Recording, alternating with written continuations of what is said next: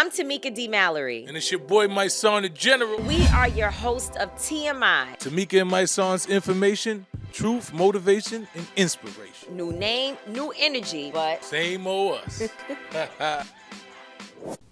You are watching the TMI show, the State of the People Power Tour edition. And yes, for this edition, we have been live from Louisville, Kentucky, in Simmons College, the historical HBCU. First of all, this is so exciting to me that we have our show, TMI, live in Louisville, Kentucky, with the people of Louisville. Give yourselves a round of applause for being here today.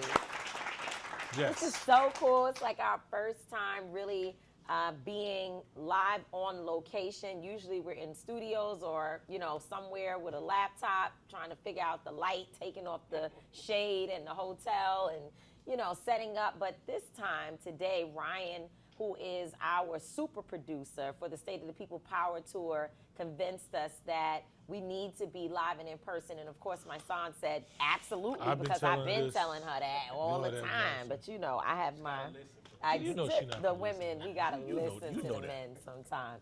But today we are joined by our brothers. We usually say friends to TMI because on our shows, we always have our friends. And one time, people got mad at us and said, why y'all always have y'all friends? Why y'all don't interview other people that's not your friend? And we said, because if we don't like you, we don't have to have you on our show. That's why we got our own show, to interview the people we like. I don't know. That's why we got our show. Get you a show. That's right. Have whoever you want. But these are not our friends. These are our brothers. Blood couldn't make us any closer and make us love one another anymore.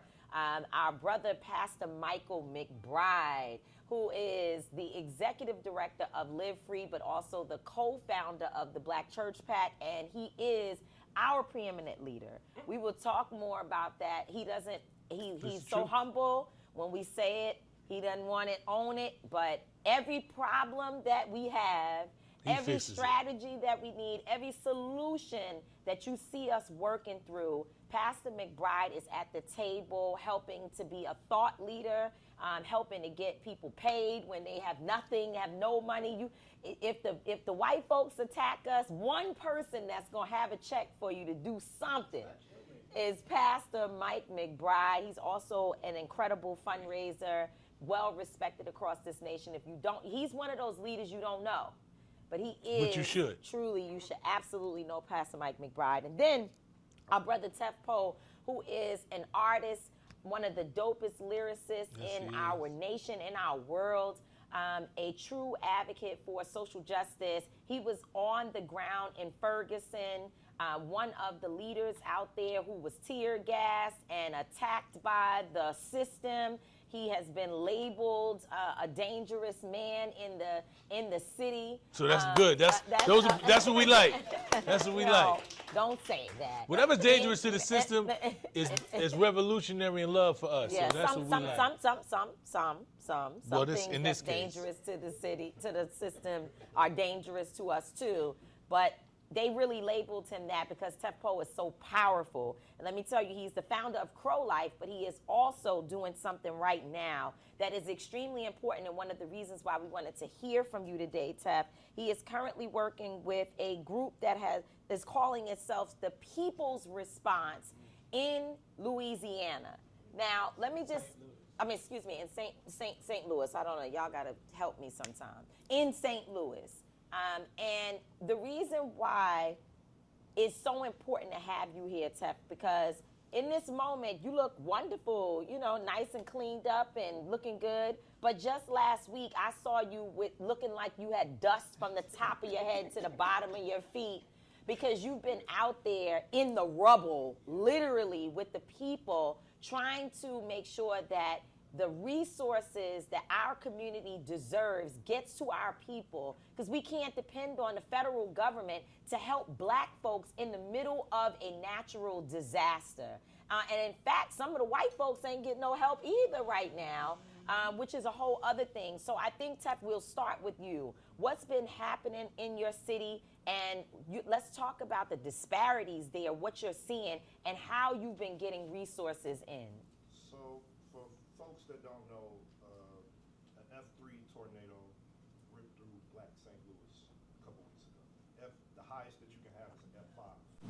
F3 went right through the heart of the black portion of the city. Some white folks was affected, of course, but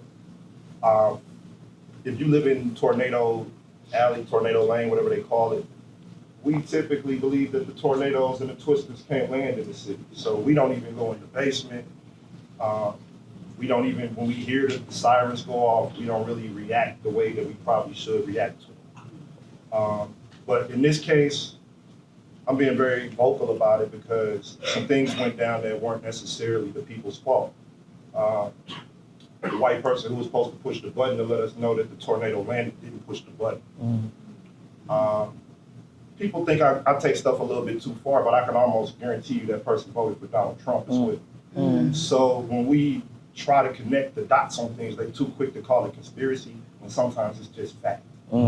So I went out that night that the tornado landed, and I just saw portions of my city looking like an apocalypse, you know what I'm saying? I saw families displaced, and I kind of knew I was going to be involved one way or the other. So I started working with two women, Kayla Reed and a sister named Ohun, Action St. Louis and Horticulture, and they put together a quick plan to try to be the people's response to the moment. It was a very simple operation, and then it just scaled up to something massive where some days I feel like we out there literally rebuilding the ghetto. You know what I'm saying? There's times where me and my partners are negotiating with the street gangs to let Spire come down the street, you know, let the gas company come in. And I think this is important to note because we just had an election a few weeks before this storm happened. And in my humble opinion, the people who came in with this current administration, this was a part of their plan anyway, to displace and relocate black folks in the city of St. Louis. They just had an act of God that's helping expedite the process. So I think we have like basically the grounds for like what I would consider like a political and ideological civil war in St. Louis right now. People who believe that we have to defend our birthright, which is the west side and the north side of St. Louis at all costs. And people who kind of feel like, hey, a little gentrification might be helpful. It might fix things that couldn't be fixed. So those are the fights that we're fighting right now, helping to rebuild the ghetto, get the resources to our people, and to raise the narrative about what's really happening. So, and what has this administration done in St. Louis since this happened?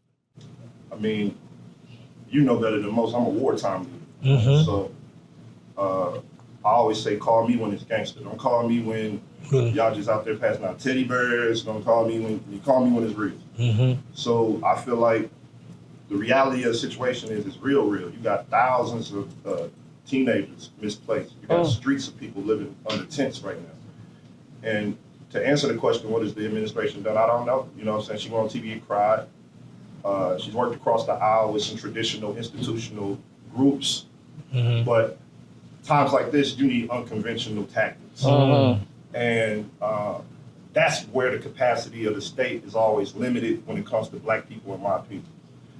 If this was white folks, they would have really figured out how to do more than get some free bottled water over there. You know what I'm saying? Like, I'm loading trucks with 8-year-old kids, if I'm telling the truth. You know, like, this 8-year-old boy is just gonna remember, like, hey, I helped fight that fight to save this community. They use the Chat-GPT standard response, do not self-deploy, do not, you know, I could tell somebody down there know how to use Google and Chat-GPT. So they putting out a bunch of Chat-GPT nature things about what to do in a natural disaster. But most of the relief efforts come from black people having common sense about survival, knowing we gotta work together, knowing we gotta put our political differences to the side. Like, and that's what I feel is happening right now too for the city. That's beautiful about it. It's that black folk on the ground who traditionally had to work together saying, hey, bro, you bring your group in, y'all do this, my group do this, your group do this, your group do this. It's kind of like we running our own shadow government in Black St. Louis right now. Wow. So I heard that you talked about displacement, and I heard that people are even being displaced from the tents, like they're shutting down certain areas. Yes. So where are folks supposed to go? It's a humanitarian crisis that, in my opinion, if a black woman was in leadership, if we still had Tashara Jones, our first black woman mayor, man, they would be down there trying to drag her out of City Hall. And I think that So don't skip too quick past that, because that's serious. What you just said is that if Tashara Jones, the black woman who was the mayor, who was just defeated by a white woman, Corporate, Republican. right? Republican. That's it. Leave it to Tef to come up with a word to call us. So if it was Tashara Jones there, you're saying that even our community would be down there calling all kind of names and tearing down the walls of City Hall because she's not being responsive. The moment is not being met. You know what I'm saying? And I know Is it because people are just too traumatized? Or you think it's just that we just have a thing about white folks that we let white folks get away with murder, literally? Well, I think sexism and patriarchy is still real things. That's a fact. You know what I'm saying? So we got it for the sisters, but we don't got it for the white women all the time. We got compassion for them. We let them go on TV and cry like our babies ain't out in the streets. And they getting a paycheck to fix this. Nobody put a gun to that woman's head and said run for mayor. She chose to do that. Her narcissism chose to put her in power. So now you got to make the call. You know what I'm saying? And it's real. Like, people dying. I know grown men looking up in the roof, right, looking in their living room right now. They don't got no roof. Rain coming in. They don't know what they gonna do. I'm in the backyard helping homeboys move trees. You connected me with Trader Truth. He helping me cut stuff down. You know what I'm saying? So it's like, I am more upset than I'm showing. Because I can't really show how upset I am because people can call me the illogical black man. Wow. But I'm deeply upset by seeing grandmothers say they don't know what's going to happen. I'm deeply upset by the fact that I've been spending 3-4 weeks of my life and I ain't loaded a damn truck with a politician yet. Wow. You feel me? I've been out there loading trucks, unloading trucks, going to people's houses. And I'm not saying I'm Superman or like that. You Superman, brother. You Superman, Tef. You Superman, Tef. But at some point, when do they meet us on the terrain? Everybody want us as the politicals to galvanize people to vote. We do it when we can. But when we got real responses that people need to have human responses to, real things that people need to have human responses to. And I just don't see it in local government, state government as much as we should. I know that Trump is the impeding problem of the whole freaking world at this point, right? But where are the men and women with heart on a local level? Where are the people who ain't taking? Where are the people who ain't going? Like Sauce Walker said, everybody ain't going.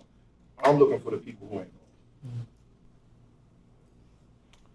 Yeah, I think these tragedies expose the class divisions within our own community. You know what I mean? Because all across the country, we're seeing a version, maybe not a literal tornado hitting every neighborhood, but we have a existential tornado that's hitting our communities. And the federal government is making very clear that we are on our own at various parts of our experience. Even under Democratic leadership, we still be on our own. We just don't think it because people grin and invite us to the White House and invite us to their parties and give us, $1 out of, $10 of their budget, and we feel less desperate. But the reality is, poor black people in our communities are catching hell no matter who's in office. They catching hell no matter who's they pastor. They catching hell no matter who's they boss. And the question we have to ask ourselves among the community, state of the people, power to it, right? We're trying to ask ourselves, are we going to do what is necessary to meet the existential tornado that visits our communities regularly? And many of us who have means have to ask ourselves, what are we willing to do to extend ourselves, right, to those who are hurting? Jesus always commands us to care for the least of these, which means that there are some of us who aren't the least of these. That's right.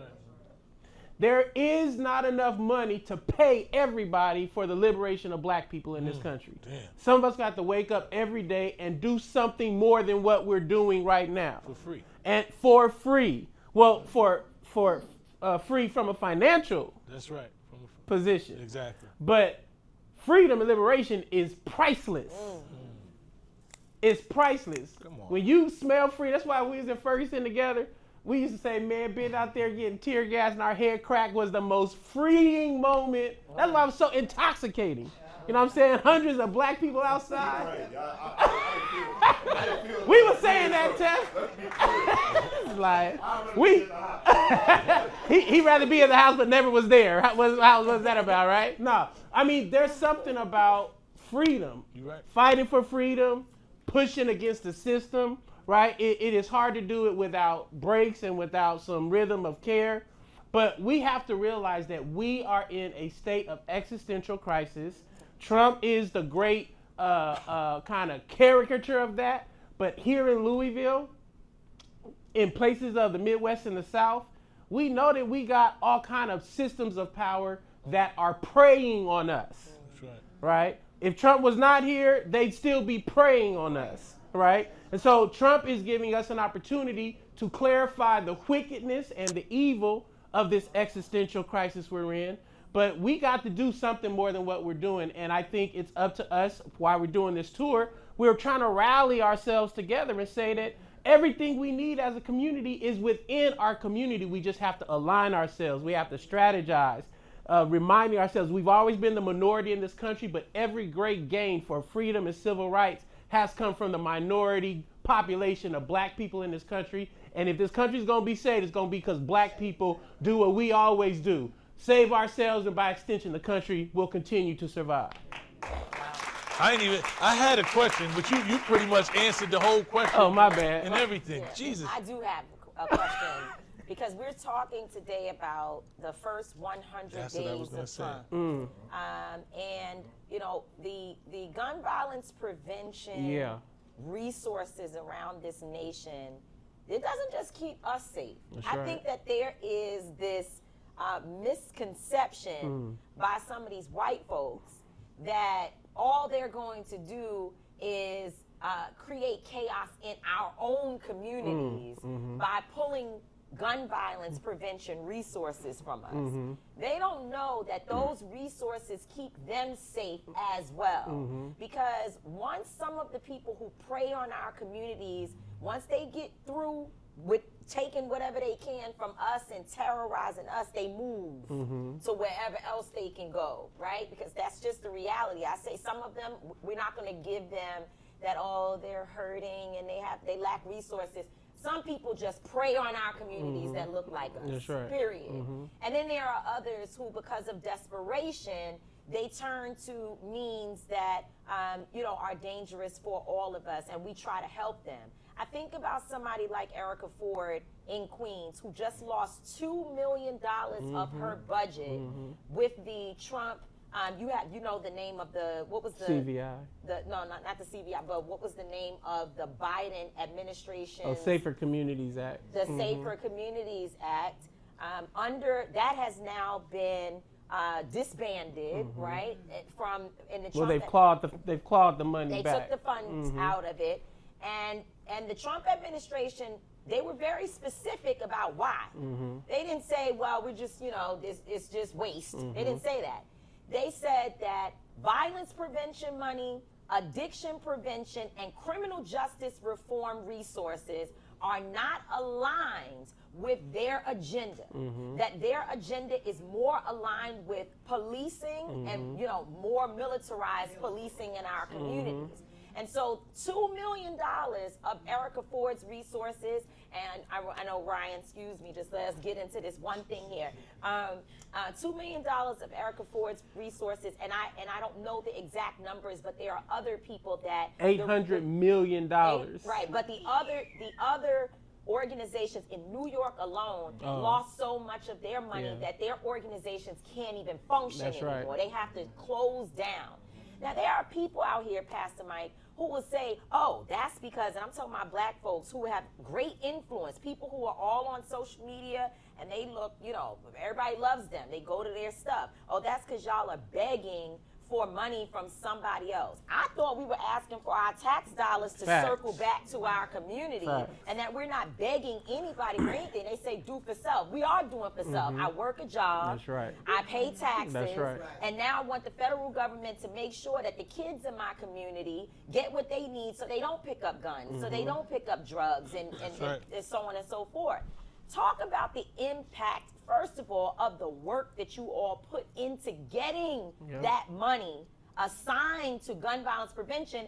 And I know I'm talking too long, but I need to make sure all of this is said. When the Biden administration first decided that they would put hundreds of millions of dollars into gun violence prevention, those white groups were first on the list to receive resources.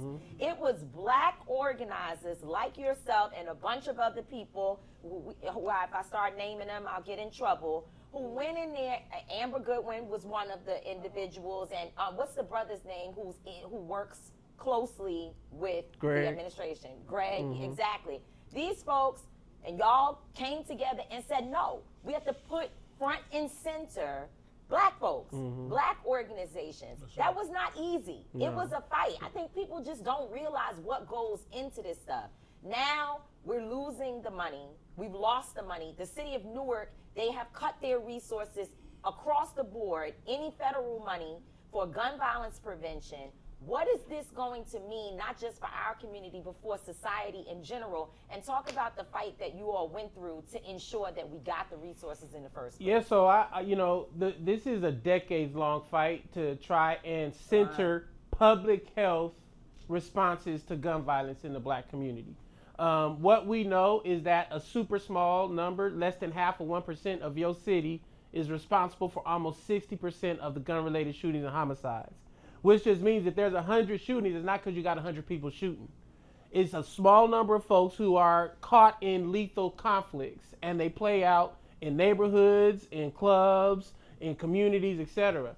Public health means that rather than just using a law enforcement or carceral response, we attend to people's anger, fear, and pain using public health resources, mental health resources. All of us know if you've been shot at 13, 14, 15, 16, 17, 18 years old, you are now a totally different human being. That's right. You have all kind of paranoia, you have all kind of anger, you got fear, you got pain. And as a black man, me, Mysonne, and Angela was talking about this last year, where do black men get to publicly display their fear and their anger and their pain? You walking down the street traumatized, you got to put on armor.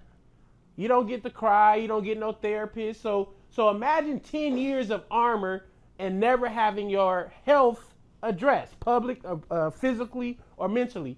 Our strategies were attempting to acknowledge that whether you've been shot or whether you're in a community where you hear gunshots, black people's psyche has been fractured, fragmented, and dismantled by lethal violence. How do we use the healthcare system of our country to help repair the psyche of the black family in war zones?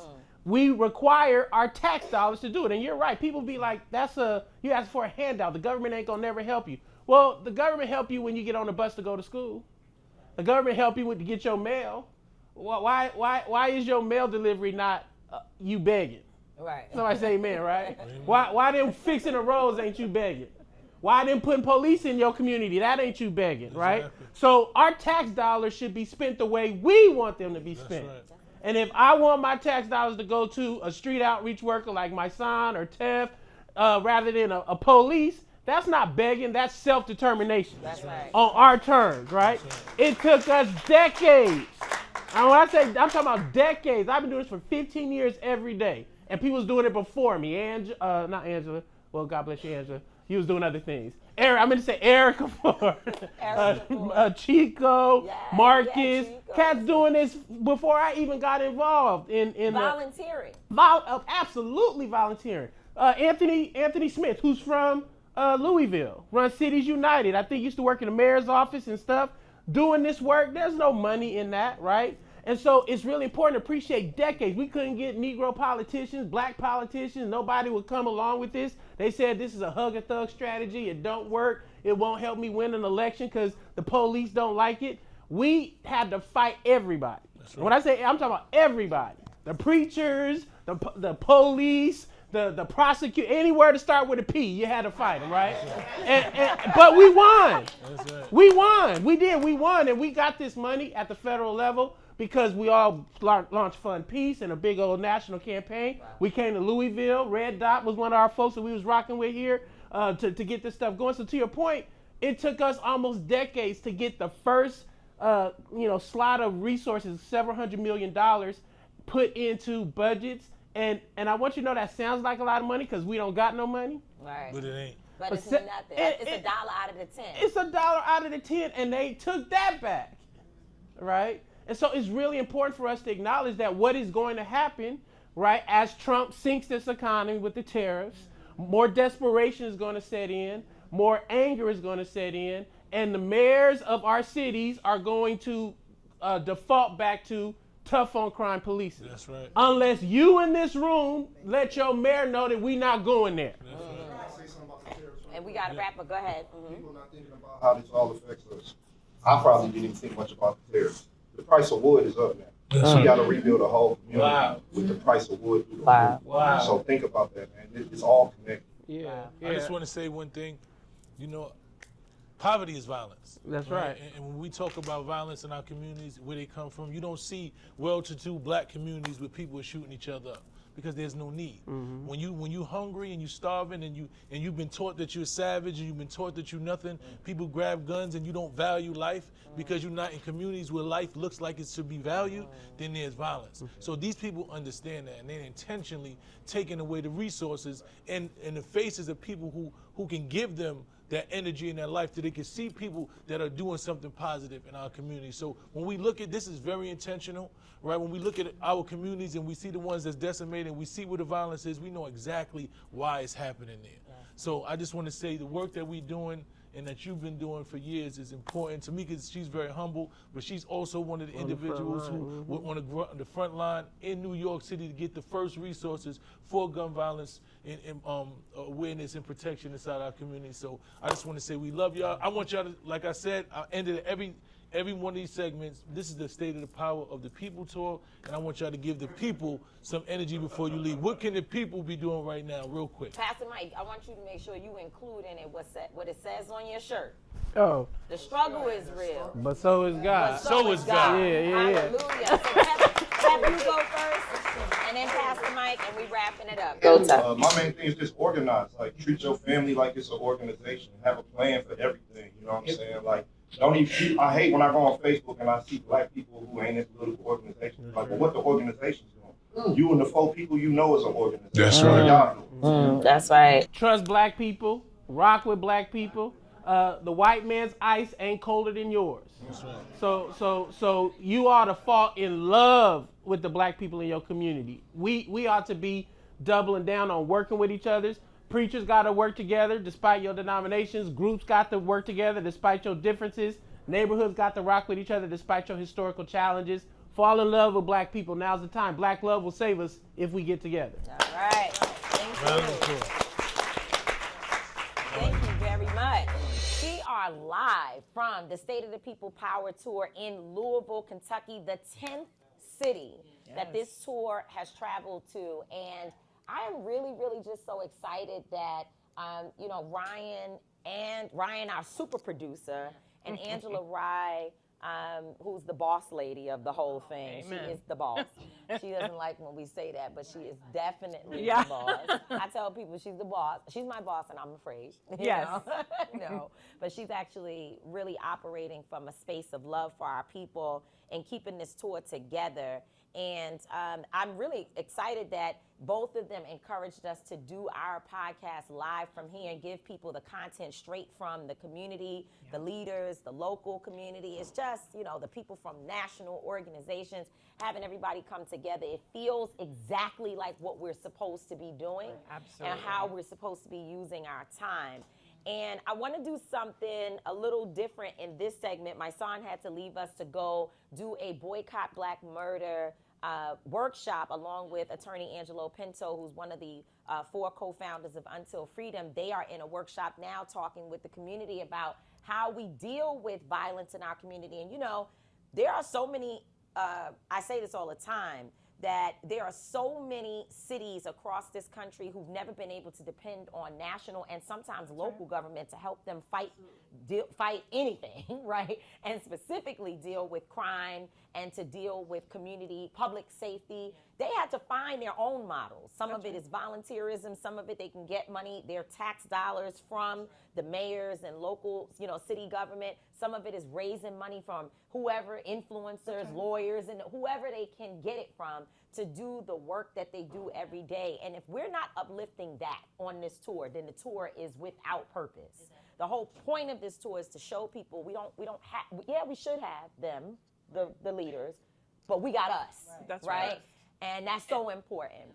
And I wanted to do something different here, which is to do a little rapid fire conversation, because Karen, she's on TV. Karen Finney, who I will introduce both of these beautiful women in a second.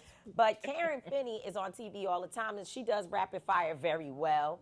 And I think in the spirit of one of the things that Angela has consistently sort of been, I don't want to use the word drill because she'll be upset that we're saying drill like she's a drill sergeant. Yeah. Highlighted, emphasized, is this idea that we have to have strategy and process. That's right. Right? And I think the two of you represent that well. Strategy, process, right? How do we get it done? Yeah. So when we talk about an issue right now, what does the local community do to address that? Some of our people don't think elections have anything to do with the larger issues, right? And it scares me that our people don't be knowing sometimes. I'm like, hey, yeah, we can actually work on that. We just talked, Karen, about the consent. Well, let me first of all introduce you all properly, and y'all too. Y'all my sisters, but I need to say it from the reading. You just say whatever you because want. it's just too important. It's just, they got too much going on, Ryan Butler. Too much going on. So this is my 2 a.m. buddy, DeWanda Thompson. We talk on the phone at 2:00 in the morning. Try to get black folks straight. And so DeWanda Thompson is a seasoned political and social strategist. She leads Black Equity Strategy and Trust. She is co-founder and chief strategy officer for Akina Technologies, the first Black-owned, Black female-led AI tech firm specializing in a culturally competent, generative, AI language model and social connect tool, so ChatGPT on steroids for Black people. Absolutely. Okay. We need that. DeWanda is the founder of Woke Vote, which I have the pleasure in my organization, Until Freedom, to work with all the time on projects. An organization designed to engage, mobilize, and turn out African American voters in the South through campus and faith-based outreach, culturally relevant and data-driven GOTV, get out the vote efforts, and training for new organizers. DeWanda's a bad girl, period. And then Karen Finney, who is a political strategist, CNN commentator, who built her career of more than 30 years at the intersection of politics, media, and cultural change. As a consultant, Karen focuses on electing women and people of color. Also, she is a convener of the Black Women's Leadership Collective, one of our tour partners. Okay, Holly Holiday's in the room as well. These are powerful women here, and my thing is like, we got all this. All this in our community. Look at all this. Look at all the this. brilliance. Look at this. If you were here if you were here for our segment with Pastor Mike McBride and Tef Poe, we got all this. Okay. If you were here to hear Attorney Lanita Baker and Attorney Angela Ryan, we got all this. We have so much in our community. And so we're going to do this rapid fire conversation. We talked with Attorney Baker and Attorney Ryan, Angela, and Lanita about the consent decree here in Louisville. You know, I don't know if the two of you feel this way, but throughout my career, every time I'm working on something, God moves. And it's not always in a good way, right? Like some things don't feel good, right? But he always moves. So we're getting ready to come to Louisville. Everything is, Louisville needs help, of course. We need help everywhere, right? Black folks everywhere need help. But then the consent decree issue comes up. And the Trump administration, the work that so many people have done to get the federal government to come in here and say, you have to change the culture of policing. this has now just been disbanded just like this. They have just decided to strip it away. That's right. And they're no longer in the Department of Justice going to continue that work. And so I want you to talk, Karen, Yes, ma'am. about the impact of that. Sure. But then, Dewana, the question remains, the people can still do something. Absolutely. The mayor can do something. So what does that look like? So go ahead, ladies. So I think we got it. And thank you so much. You know, I love being here. I love being here with you. Yeah. All this brilliance, especially because I do feel like sometimes, you know, we forget that people's lives don't change that much from presidential election to presidential election. That's why being out here reminding people of what we have in our own community is so important. We have to make the change. We have to make it happen. And so with this consent decree, partially it's another reminder that this man who is in the White House, he does not care. Mm-hmm. And he is telling all the people that we have been fighting, it's okay. Mm-hmm. I got you. I mean, the consent decree, obviously here in Louisville, has very specific meaning and work that you did, and I know Breonna Taylor's mother did. But it also sends a message to police departments around the country that they are free to do what they want to do, how they want to do it.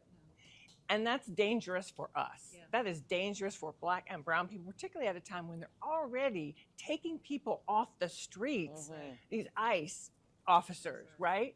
So we just have to be mindful. We've known they don't have our back. We're gonna have to fight for everything. But I think it's important, and I think we have to connect the dots, because the other thing that happened this week, real quick, we saw more pardons. Mm. Yeah. And these pardons are telling us something very important. Number one, that he's normalizing white collar crime, because he's a criminal himself. Absolutely. So he's trying to say, it's okay, it's all right, I got you. Yeah. For a certain group of people. That's right. And for a certain amount of money. That's right. At the same time, who did he start with? The January 6th rioters, his own in-house militia. So at the same time, he's normalizing one kind of crime for one kind of people. He's telling another group of people, you want to do what you want, I got your back. Yeah. And we have to stay focused on fighting these fights, holding people accountable. I know you're going to talk about that, Dewana, but calling it out is important, and connecting all these dots is important too, because that whole picture tells us what he's really trying to do here. I agree. I feel like what's important to note is that because people have been disconnected from the political process, a lot of times that also means that they're disconnected from how the process works, right? And so we have to go back to really teaching people, how is a bill made? What is a pardon? That's right. What are these things, so that they can begin to reimagine what the structure is, or reimagine what the strategy can be when these things start happening. Part of the reason why they're doing so much of this in rapid fire is because they realize that if they do it quickly, some of us cannot respond as quickly as they are doing the thing, right? Wow. Because we haven't set up the strategies, we haven't set up the relationships, we haven't really been thinking 5 and 10 years down the road, which is really the essence of power mapping, right? Yeah. We understand that there are some things that can only happen at the national level, but pretty much I got my start in municipal government, and I will tell you that pretty much everything that impacts your day-to-day life starts on the local level. 100%. And so you have to be tapped into who is your city council person, who is your mayor, who is your commissioner, who is the dog catcher. And school the reason board. that is important, school board, right? That is important is because we need to get people who have our justice lens and who understand policy and who also understand movement. We need to get them positioned to be in those roles so that when things start coming down and we start to see shifts in the national administration and in the agenda, we've already got people who are thinking differently about how they use these local roles, how they use these local opportunities to push back. So I come from I'm from Birmingham, Alabama, right? We have been trying to change the minimum wage in Birmingham for years. We have a mayor who literally changed the minimum wage 3 times. But what happened is when it got to the state level, it got pushed back down. Right. And now they've created a policy at the state level that says a city cannot change its minimum wage. They did that in direct response to what he was doing. Right? And so what that means is we got to get the folk at the state level out. That's right. But we should have did that the first time they came back and said the city couldn't do it. We should have gone back at that time. And so it is really looking strategically about what government components handle what leaders handle what, Yep. who do we have in those roles and in those spaces. So yeah, voting is not always the sexiest thing to do. It's not the only way to liberation, but it is a strategic tool to get people who think like us in spaces to be able to activate for us when they can. But you just said something really important too, which is voting is like one part. The other part is holding people accountable. Absolutely. They work for us. That's Absolutely. right. That's right. Right? They want our vote. Absolutely. They want our money. They want our support. Then they better deliver results. Absolutely. And I do think sometimes we forget that. That's We true. forget after the fact, like, wait a second. Yeah. No. You may have these big donors, but you wanted our votes. Absolutely. And if you want them again, don't come back here. That's right. Right? Don't show up 6 weeks before That's right. and think we're just going to step and fetch and jump. That's right. Absolutely. Delivering results. One of the issues that has me literally heartbroken, I was yelling at the TV, the walls, and anybody who would listen. In fact, I was walking through the airport and I tried to say it as loud as possible so that any white person that walked past me that potentially voted for Donald Trump would hear it on my way to the plane. Yes. And I was saying words that that will not be allowed on YouTube when they play this. No, I really was. I believe it. Because that Job Corps situation has me No. very, very upset. You see, I grew up in the housing projects in Harlem, New York, where they would put a flyer up on top of the buttons in the building. That's a big right. deal in the projects. Everybody live in a project, you know, y'all organize in the projects. You know, when the flyer goes up, it can be a funeral announcement, or it could be a resource. It can, anything that goes up there, you look at it That's when right. you come in the door. And your mama definitely looks at it, and your dad, because they know this is important. Right. Safety notices.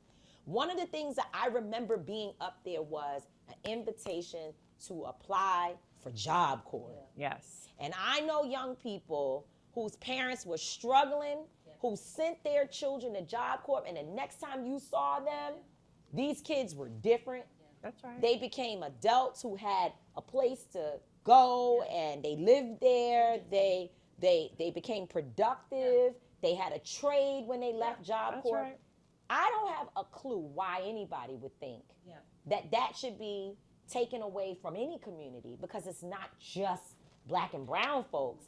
This is all communities that Yes. use Job Corps. Yes. This has me very upset. And to see people, I watched a woman say, I was supposed to get a breast cancer surgery. She said, as a mother, this is what she was going to do. Yep. She already has housing issues. I know a lot of us, we're so privileged, we don't even know what it means. They're like, oh, she got to get a job. Yeah, she has housing issues. She found a place to be so that she could go home and heal from a breast operation. Her son was released from Job Corps, and now she has to reschedule her breast appointment, her breast surgery appointment, because she needs to figure out where he is going to live. That's right. This is serious. And I Yes. want you, Karen, to talk about what you see as the impact. Do you even, on TV, is anybody even talking Not about enough. the seriousness? Not enough. I mean, look, we are seeing in different states, even Republican members, because they're hearing from people in real time. their voters, their phones are ringing off the. I mean, people think sometimes they ask, like, does that really matter? Absolutely. Yeah. They track the mail, they track how many calls they get, they track social media, so it actually all matters. So we should all be screaming at the top of our lungs, because the point is they don't care. That's why they cut it. Why? Because he wants to give a cut to billionaires. Right. So this is part of the waste, fraud, and abuse, right? This is part of what they're going to do to Medicaid, where 13 million people could lose their health insurance, right? These are people who need that. So in all these things, when we see this and we say, wait a second, that doesn't make any sense. It doesn't make sense unless you remember he's got a different goal than we do. Wow. Absolutely. Wow. So what Dewana, so now what? Because you know how city budgets work. No So that's pressure, girl. That's the problem with Dewana. She'd be like, yeah, I hear you, Mr. Mayor, but you could actually do steps That's 1, 2, right. 3, 4. And this is a it might be a little hot, but let me just say, sometimes we as organizers are ahead of our time. So when we were saying defund the police, which by the way, Nobody said abolish the police. Right. We said defund, which means to drop that budget down a little bit. Right. And maybe, Refocus and the I budget. told people, I don't care if you call it hopscotch and pop. Do it. Take away the defund. You don't like the word, call it whatever. You know, Jesus come. I don't care. What we mean is redistribute the funds. Yes. So now you have to have mayors who have, and state level governments who have the foresight and the interest in the people to say, we opening these programs back up. We're going to take a little money from the places that have overblown budgets. Don't go take it from education and housing. They already struggling. But your police budgets that don't need a new bazooka Sure. in a local community, why can't we take a little bit of money from there and shift it? So what do you think local governments can do? So the first thing is any budget is a moral document. It tells you what people care about and what they are imagining is possible, what they think is most valuable. So the first thing is we got to know what's in the budget, right? We have to understand how the city budgets work. As the chairwoman for the housing authority for the city of Birmingham, which I am, I can tell you, I want to go back to the job. Come on, Dewana. Pop your shit, Dewana. Come on, Dewana. No, because the reason why I say this is because I want to go back to the job work thing really quickly. Is that you have to remember that for some people, Job Corps was their only way out That's of right. a system That's that right. already held us down, right? That's right. And that's an economic system. So when you think about Job Corps not being available, but you are also telling people in this generation and in this time right now to pull yourself up by your own bootstraps, but yet every single strap has been cut off, that leads to hopelessness. Yep. And so what we have to really begin to do is determine who, I know Job Corps was important, but there are other organizations and city organizations that provide jobs for our young people and provide readiness opportunities for our young people. Yeah. It is time to redistribute the wealth in those budgets to those programs Mm-hmm. that have already existed and do That's the right. same That's things right. that Job Corps did. But now, okay, if you don't want to do it on a national level, we have had multiple organizations who have pathways who didn't have the funding. But That's right. providing housing is a particular thing that Job Corps does. Yes, it That we also need to build in. So we need to expand And these that's models. why every city government has a community development department. They get community development grants, block grants, all kinds of different things that they go to, it's a long process of it. But the point is that they get resources specifically for that kind of programming. And they're supposed to, if they are really being intentional, they're supposed to align that process with their public housing authorities, their public education spaces, all of their resources, public resource access points. There's supposed to be a collaborative process of how all of those things work together. So when you go back to the budget and you see that parks and recreation, which, yes, it is important that we have parks and recreation. Yes. Because our babies don't have nowhere to go. That's right. That's right. But when parks and recreation is only getting $5, but, the organization that only can do one event a year is getting $200,000. That's when you begin to see that something is off. Conservation, which Right. we want conservation, but who's usually in that? Exactly. Yeah. It's usually white Right. folks in right. conservation Especially and when- art. Because they're That cutting doesn't that exist, too, by the right? way. They're So cutting a lot of that too. Yeah. Cutting Yeah, they are. They are. Cutting it in certain spaces. That's That's right. And this is why redlining, all the different things, it all comes together. And so what we can do as individuals is to know the budget, is to push back on how those resources are being used. We also have to be intentional about supporting and uplifting the resources of the organizations in our own community. That's right. Yeah. And putting them in front of the mayor, putting that, lobbying on their behalf in That's front right. of these places, because sometimes people don't even know that those things exist in the mayor's office. I'm gonna be honest. That's right. So we have to take some of that stuff and put it at the forefront of their agendas to And- make sure they're aware. I think that's part of why this is an intergenerational moment as well, Absolutely. because younger folk can learn from older folk about maybe there's some strategies that, like you said, people don't know or hadn't done. Let's go find out. Let's work together. And it's part of why I say the people is so important, because it's building this national network and connection. And I hope these connections in these communities where we've been going in the 10 cities and we've got more coming up, stay together. Yeah. Because that's how we're gonna, to Build your point, power. Duana, that's how we build that power. Because if 10 people are standing in front of the mayor or the city council, that's harder to ignore than when it's one person on their own. Yeah, that's right. Just last thing, and we'll wrap up. What has been your most inspirational part of being organizers on the State of the People Power Tour? Ooh, my Lord. I mean, look, I'll be real. Because it's not easy. No, it's not. It's hard work. Hello. Look, it goes. For me, it goes back to how just depressed I felt after the election, and understanding that the part of the goal, and we do need to understand this, like you said, doing so much so fast is also to exhaust us, to overwhelm us. And so for me, it felt like an opportunity to regroup with my people and to kind of come together in community, to get to work with people like you that I admire, who I don't know, we hadn't worked together directly anymore. Right. And so, Black Women's Leadership Collective, got to give a little plug. That's part of what we try to do, is bring different Black women's leadership groups together. This is intergenerational. This is, people from all different parts of our community. So for me, that's been the most inspirational. It's just people just pouring in. You've been in this, Karen. I mean, I see your name popping up on the Signal thread every hour of the day, all night. I mean, you have really turned I got Signal tag, email. You turned on some old school skills, right? Your beginning skills of being very administratively oriented. You done brought that back into the mix, because you're the great Karen Finney, right? Like, you're on TV. You could show up here and say, I'll moderate panels, I'll talk to, people, I'll go out in the community and interview people, but you have actually been behind the scenes pushing paper. Yes. And I am very grateful for that. Thank you so much. As someone who has been on my book tour, usually it's Duana and me, and we just all and making it happen. And a lot of people know that I'm the type of person that I start a project and then I drive it all the way to the last minute, know. But I have been on my book tour at the same time with this tour, so I haven't been able to do as much as I would like to do, but I feel covered.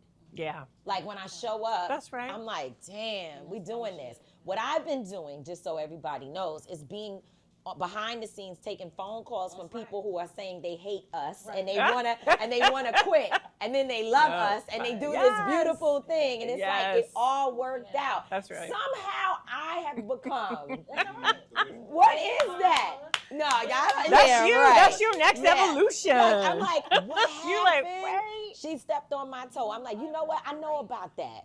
I know about that step on my toe. But I love the fact that that each one of us has found something that we can do. So Duana, you close us out in telling us what is the thing that has been the most inspirational for you, especially when you're like, oh, I'm done, that's it, I'm finished, and then and then the next day I'm like, shit, Duana says she out this time, and then the next day I'm like, Duana, what, you did all of this today? I think for me it has been the workshops that have helped people to realign with what they already had. I think, we do a power mapping workshop at each one of these tour stops, which reminds people of how much access that they already have to resources, to free spaces, to money. I don't think there's been one city where we've gone to where in 5 minutes in that room we had raised $100,000 if they really needed to do it. Wow. That they had identified 10 different free locations that they could host something. That they didn't identify 12 different people who could run for office that day in just one session. And I think watching people's imagination open up again to like, man, we actually got everything we need. Yeah. We really do. That is the most beautiful thing, because that's going to last beyond us being in the city. Is that like that reimagination and that opening again of like, we have every single thing that we need. Yes, we do. We just got to get organized. What are some of the resources we provided to people here in Louisville and other places around the country? Like, what are those resources been? It's been a lot. First of all, shout out to the Louisville team that brought all this stuff together. Nicole Hayden and Nicole Gates. And Nicole Hayden's coming right up. All the different people, the Melvins, everyone who came together. But we had so many different things. Well, my favorite one, to be honest, was two things. One was a weapons preparedness class Wow. around protection. Right. Wow. And I think that is important because we should. That was here? That was here. Oh, wow. I didn't know that. Yeah. And I think it's important because we as people should feel comfortable with protecting ourselves. Yes. But also being accountable to that. Right. But I love that there was that class here to teach that around that safety. The second thing that I love was the gardens. They gave everybody specialized gardens to be able to start planting fruit and seeds and different things in there. They was out there digging up dirt and making sure that they understand. Like, I was like, what? Then I saw some goats. First time I was like, wait, we're going to do what now? Garden beds. What kind of beds? No, real goats, not Right. like goats We was gotta out there. get back to that. Yes, I know. So I love that they brought that and reminded us that we have a special relationship with the earth. Yes. Where we have an ability to grow our own food, to take care of our own people. So that was done here in Louisville specifically. Some other cities, what were some of the resources? Oh my God, gas, food giveaways. We felt Utility bills, light bills, visiting people in jail. Oh my God. I mean, currently incarcerated. And the formerly That's right. Y'all know I gotta blow this up. I'm sorry. I have to say it, and we're done. No. But just so people know, just so people know, these great folks were in New Orleans, Louisiana, with our dear brother Gary Chambers and our brother Emil Washington, who were the two leads of the New Orleans tour stop. On day whatever they went. I didn't go the city to the city of New Orleans to do the tour stop. Yes, we did. They went into a particular jail. Yes, we did. They met with some incarcerated individuals, Yes, we did. and then days later, A week to be exact. 11, 10, No, 11. 11. Of some of those people, we're not saying that y'all met with them or anything like that. We did not. Okay. Ryan did, apparently. These individuals escaped from the same exact jail. I didn't realize. Yeah. The Thank overlap. God it was over a week later, so we cannot be associated No. in any way. Somebody felt freedom. But But there is a young man who I think he's one of the last two who's on the run. Yeah. He did a video saying that he's innocent. I don't know anything about that. We're not going to make a statement about that. But what I would say is that at least I know in that young man's case, several of his family members have been arrested for helping him. Yeah. They say, allegedly. Yeah.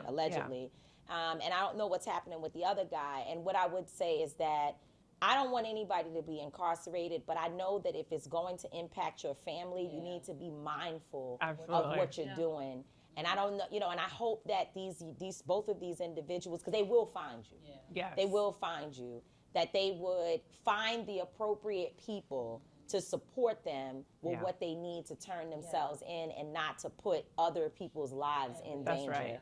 And so really important. We joke about the connection, but the seriousness of what is happening is important, and it is. And I'm not saying they should just walk out into a firing squad. I hope that our communities, whether it's the pastors or whomever it is that can help them, will help them to get themselves safely to where they need to be. So hopefully that happens. Yes. Thank y'all. Thank you. So very Thank you for much. doing live. Thank you. Do more live. Yeah. Woo-hoo! With that being said, that brings us to the end of another one of our episodes of Live. Wow. Make sure you follow us on Instagram at TMI_show. You can follow us on YouTube at TMI Show PCs. We are the number one podcast in the world. Let us know who y'all wanted us to talk to. Let us know about topics. Tell us you love us. Tell us you hate us. We want to know everything. I'm not going to always be right. Tamika D. Mallory's not going to always be wrong, but we will both always, and I mean always, be on that. Peace.